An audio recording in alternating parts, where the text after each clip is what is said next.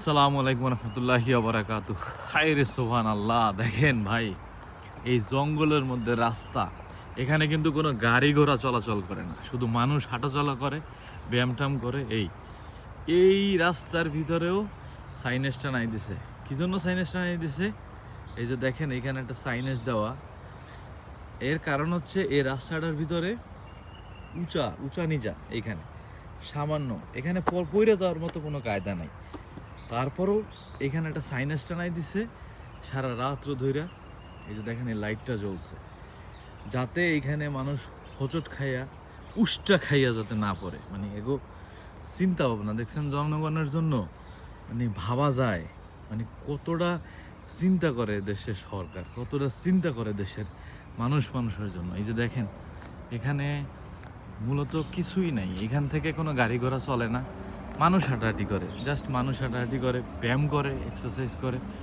এইখানে একটা সাইনেজ দেওয়া, আর এই পাশে দেখেন একটা কোণ দেওয়া, আবার ওই পাশে সাইনেজ দেওয়া, মানে দুই পাশে সাইনেজ দেওয়া। তারপরে আবার এই যে এখানে সিগন্যাল দেওয়ার জন্য রাত্রেবেলা, তো গত রাত্রেবেলা ছিল, পুরো রাত্র এরকম সিগন্যাল দিছে। মানে চিন্তা করা যায়, ভাবা যায়। অথচ মানে এখন বললে তো বলবেন যে ভাই বলছি, অথচ আমাদের দেশে কত ম্যানহোল ঢাকনা ছাড়া পড়ে রয়েছে, কত স্পিড ব্রেকার রং, মানে স্পিড ব্রেকারই নাই।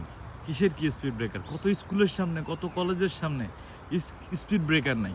স্পিড ব্রেকার আছে তো তার সাথে তার ভিতরে কোনো রং নাই। মানে কত যে মাইল পোস্টে মানে মরিচা পড়ে রয়েছে, জং পড়ে রয়েছে, আর কোনো ঠিক নাই।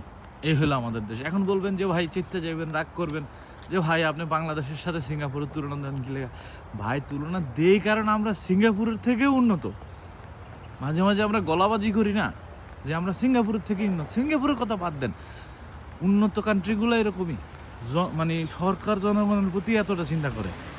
তো এই ভিডিওটা জানি না কে দেখবে, কিন্তু তারপরও বলবো যে ভাই অ্যাটলিস্ট মাথার ভিতরে এতটুকু রাখা উচিত যে আমি যখন গলাবাজি করব যে আমরা মানে আমরা সিঙ্গাপুরের থেকে, আমরা আমেরিকার থেকে উন্নত, তখন অ্যাটলিস্ট চিন্তা করা উচিত যে এতটা বলদামি না করাটাই বেটার, যে আমরা কি বলতেছি আর আমরা কি করতেছি।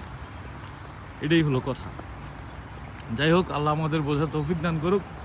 ভালো থাকবেন, সুস্থ থাকবেন। আসসালামু আলাইকুম।